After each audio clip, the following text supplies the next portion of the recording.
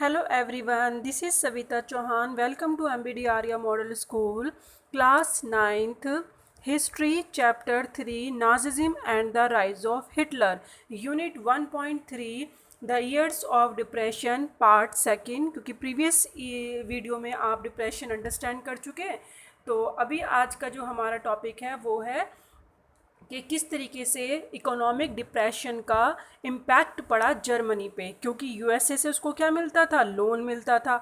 अब यूएसए पे ही जब प्रॉब्लम आ गई, यानी वहीं पे डिप्रेशन आ गया, इकोनॉमिक डिप्रेशन आ गया, तो अब इसकी कंडीशन तो ख़राब होनी ही थी, क्योंकि जो थोड़ी बहुत हेल्प मिल भी रही थी वो भी अब बिल्कुल बंद हो गई। तो यहाँ पे अब देखेंगे जर्मनी की condition. The Germany economic was the worst hit by the economic crisis. Economic crisis का जो आर्थिक मंदी थी उसका बहुत बुरा प्रभाव पड़ा जर्मनी की आर्थिक स्थिति पे। By 1932 industrial production was reduce to 40% of the 1929 level. That means जो 1929 से अगर आप लगाते हैं तो जो प्रोडक्शन था वो 40% रह गया। दैट मीन्स अगर पहले 100% प्रोडक्शन हो रहा था तो अब क्या हो गया था, इंडस्ट्री में सिर्फ 40% ही रह गया था।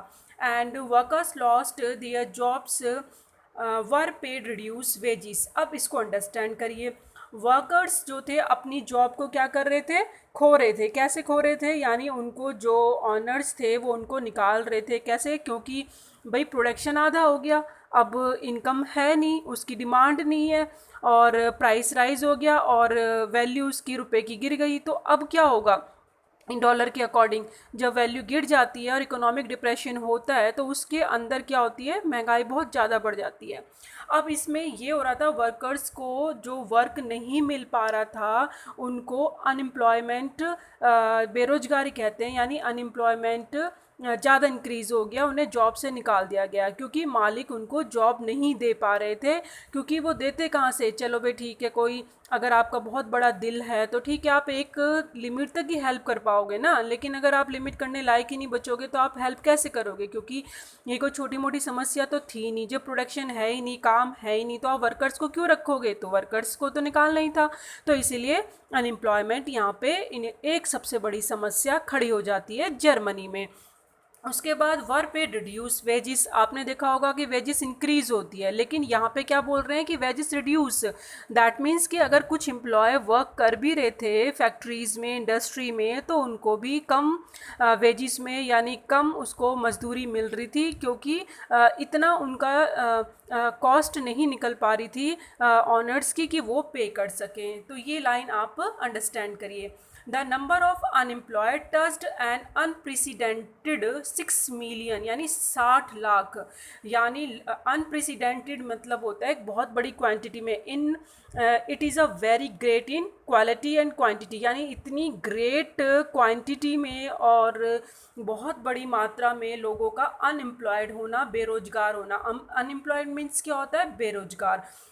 60 लाख लोग बेरोजगार हो चुके थे। आप ये सोचो, अब बेरोजगार तो हो गए, अब उनके पास बेसिक नीड्स वो कंप्लीट कैसे करेंगे। आप सोचो कि कोई इंसान जॉब कर रहा है और उसको अगर निकाल दिया जाता है तो ऐसा तो है नहीं कि वो हवा और पानी, हवा के सहारे रह लेगा, पानी के सहारे रह लेगा, नहीं, उसकी बेसिक एमिनिटीज़ भी होती हैं, ज़रूरत भी होती हैं, जिसे पूरा करने के लिए उसको ज़रूरत होगी। तो अब वो कैसे करेगा, अब वो अपने आप को किस तरीके से यहाँ पे खड़ा कर सकता है। तो अब एक प्रॉब्लम इसी के चलते आ गई। On the streets of Germany who you could see man with placards. Placards means होता है घोषणा पत्र, around their necks saying willing to do any work. That means जो जर्मनी के अनएम्प्लॉयमेंट पर्सन थे जिनको काम नहीं मिल रहा था, वो अपने गले में एक घोषणा पत्र लटका के घूम रहे थे, प्लाकार्ड लगा के घूम रहे थे, जिस पे लिखा हुआ था, यानी तख्ती टाइप, उस पर ये लिखा हुआ था, मुझे कुछ भी काम दे दो, मैं काम करना चाहता हूँ, अगर कोई भी काम क्यों ना हो, कैसा भी क्यों ना हो, मैं काम करना चाहता हूँ। तो ये लटका के गलियों में घूम रहे थे। ये आप आप आइडिया लगाओ कि कितना अनएम्प्लॉयमेंट था और लोग कितने मजबूर थे कि कोई भी काम कैसे भी उनको मिल जाए, क्योंकि लाइफ को सरवाइव तो करना था ना, बेसिक एमिनिटीज़ तो कंप्लीट करनी थी ना अपने लाइफ की। अनएम्प्लॉयड यूथ प्लेड कार्ड्स और simple sat at street corners.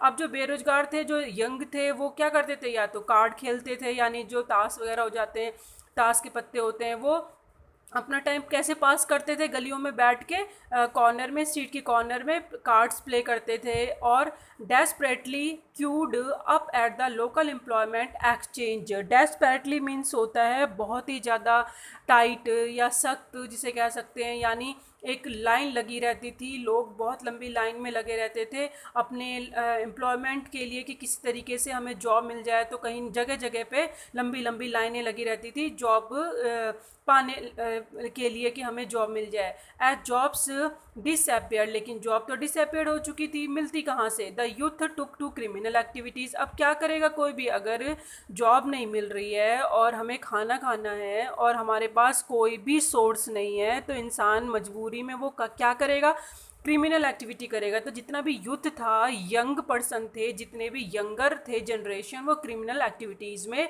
जाने लगे। And total despair become common place. Despair यानी निराशा, और ये कॉमन प्लेस बन चुका था निराशा का। लोग इतने निराशा उनको मिल गई थी कि अब उनकी सिचुएशन पहले से भी ज़्यादा ख़राब हो गई थी। और ये कब की बात हो रही है, जब इकोनॉमिक डिप्रेशन होता है, और ये सब यूएसए से हेल्प ना मिलने की वजह से, यूएसए में जब डिप्रेशन होता है तो उसका इम्पैक्ट जर्मनी में भी पड़ रहा है। हम ये रीड कर रहे हैं, तो इसीलिए आप स्टूडेंट ध्यान से अंडरस्टैंड करो। The economic crisis created deep anxieties मतलब होता है चिंता, एक चिंता का विषय बन चुका था ये। एंड फियर इन पीपल, और लोगों को डर भी था। The middle classes specially salaried employees and pensioners saw their savings diminish when the currency lost its value। अब मिडिल क्लास है, जैसे कि भाई कोई मिडिल क्लास की बात करो, अब उनकी कंडीशन क्या हो गई थी, वो तो नॉर्मल सैलरी बेस पे ही होता है ना इंसान, मिडिल क्लास की सैलरी मिलेगी, और जिसको पेंशन मिलती है वो पेंशन पे डिपेंड करता है। और अगर वो भी डिमिनिश हो जाती है, डिमिनिश यानी घट जाती है, तो और वो कैसे घट रही थी, उसकी वैल्यू, करेंसी की क्योंकि वैल्यू घट गई थी, तो उनके लिए बहुत प्रॉब्लम हो गई थी। कैसे, आप एक सिचुएशन देखो कि आज से 10 साल पहले अगर किसी ने, मिडिल क्लास ने, अपनी सेविंग कर रखी होगी, चाहे 1 लाख या 2 लाख, तो अगर आज के टाइम में उसको इक्वल आप उसकी वैल्यू देखोगे करेंसी के साथ, आज की वैल्यू, तो क्या वो उसकी वैल्यू है? क्योंकि यहाँ पे अब देखोगे जो वैल्यू है रुपए की कितनी गिर गई है। हम लोगों की महंगाई इतनी बढ़ गई है कि जो पहले के 1 लाख रुपए थे वो आज के लिए कुछ भी मायने नहीं रखते। तो जो मिडिल क्लास की सेविंग थी वो इस टाइम पे, क्योंकि आपने जर्मनी में देखा था कि किस तरीके से खरबों में उसकी मार्क वैल्यू डॉलर के सामने गिर गई थी, बिल्कुल नीचे आ गई थी। इतनी महंगाई बढ़ गई कि लोग किसी भी चीज़ को ख़रीदने के लिए खरबों रुपए खर्च कर रहे थे, यानी उनके पास इतना पैसा आ गया था ज़रूरत से ज़्यादा। तो ये वो सिचुएशन है स्टूडेंट, क्रिटिकल सिचुएशन थी मिडिल क्लास के लिए, कि वो अब एक ऐसा टाइम उनके सामने आ गया था कि मिडिल क्लास होते हुए भी वो एक लो स्टैंडर्ड को का समय देखने के लिए मजबूर हो चुके थे। जैसे कि भी लो स्टैंडर्ड है, अब वो सॉल्यूशन तो नहीं निकल रहा, उसको मेंटेन भी नहीं कर पा रहे, लेकिन वो उससे ऊपर जाने की जगह नीचे स्टैंडर्ड में आ गए हैं, यानी वर्किंग क्लास से भी ज़्यादा नीचे की क्लास में, जहाँ एक टाइम खाना मिल जाए, 2 मील स्क्वायर अगर प्रोवाइड हो जाए, वो बहुत बड़ी बात है। तो एक सिचुएशन, यानी ऊपर जाने की जगह जब नीचे से नीचे इंसान चला जाता है, उसका स्टैंडर्ड नीचे चला जाता है, तो वो एक सिचुएशन ऐसी आती है। और यहाँ पे यही बताया है। और स्पेशल जो स्मॉल बिजनेसमैन थे वो, उनकी कंडीशन ख़राब। एंड सेल्फ एम्प्लॉयड, जिनका खुद का रोज़गार था। और रिटेलर्स मीन्स होता है स्टूडेंट जो मैन्युफैक्चर होता है, मैन्युफैक्चर के बाद एक होलसेलर होता है जो बहुत बड़ी मात्रा में मैन्युफैक्चर से, उत्पादन करने वाले से सामान खरीदता है, लेकिन उसके बाद भी उससे थोड़ी थोड़ी क्वांटिटी में रिटेलर जो होते हैं उससे लेकर, होलसेलर से लेकर बेचते हैं। तो इसे कहते हैं रिटेलर, यानी छोटी छोटी क्वांटिटी वो होलसेलर से लेता है, थोक के भाव में, थोक व्यापारी से लेता है, और इनको कहते हैं फुटकर व्यापारी, यानी कम मात्रा में लेकर सेल करना। तो ये जो बिजनेसमैन थे, सेल्फ एम्प्लॉयड थे, रिटेलर्स थे, इनको ज़्यादा सफ़र सफ़र करना पड़ रहा था, क्योंकि इनकी सिचुएशन ज़्यादा ख़राब हो रही थी, क्योंकि प्रोडक्शन बिल्कुल रून हो चुका था, बिजनेस गॉट रून्ड और बिल्कुल ख़त्म हो चुके थे। These sections of society were filled with the fear of proletarianisation. ये क्या होता है स्टूडेंट? प्रोलेटारियनाइजेशन मीन्स होता है स्टूडेंट की एक ऐसी सिचुएशन आ जाती है to become improvised to the level of working class. यानी जब एक मिडिल क्लास मजबूर हो जाता है वर्किंग क्लास की लाइफ को जीने के लिए, यानी अपने स्टैंडर्ड से नीचे के स्टैंडर्ड में जब हम आ जाते हैं, तो वो एक सिचुएशन होती है। तो ये जो अब सेक्शन सोसाइटी में चल रहा था, अब उनको डर था कि हम जिस पोजीशन पे हैं, चाहे मिडिल क्लास है या अपर क्लास है, कि वो पोजीशन बनाए रखनी भी बहुत मुश्किल हो रही थी और बहुत ज़्यादा प्रॉब्लम इतनी क्रिएट हो रही थी कि जिसको समझना आसान नहीं था। तो ये जो अभी आपने इम्पैक्ट पढ़ा है, इस ग्रेट डिप्रेशन का सेकंड पार्ट पढ़ा है कि किस तरीके से यूएसए में पहले डिप्रेशन आता है, फिर जर्मनी में उसका इम्पैक्ट पड़ता है। अब इसका जो रिमेन पार्ट है वो हम नेक्स्ट वीडियो में पढ़ेंगे कि ऐसा और भी ज़्यादा पॉलिटिकल पर क्या इफेक्ट पड़ता है। अभी तो आपने देखा कि किस तरीके से जर्मनी की इकोनॉमिक कंडीशन ख़राब हो जाती है, एम्प्लॉयमेंट बढ़ जाता है, लोग क्या करते हैं, रैलीज निकालते हैं, स्ट्राइक करते हैं, अनएम्प्लॉयमेंट बढ़ जाता है, प्रोडक्शन कम हो जाता है। ये सारी जो मेंटलिटी हैं, प्रॉब्लम वहाँ की इस टाइम पे ये इंक्रीज़ हो जाती हैं। तो अब हम देखेंगे किस तरीके से पॉलिटिकल सिचुएशन भी साथ साथ में डिप्रेशन की वजह से ख़राब हो रही थी, वो इसके थर्ड पार्ट में पढ़ेंगे। Thank you.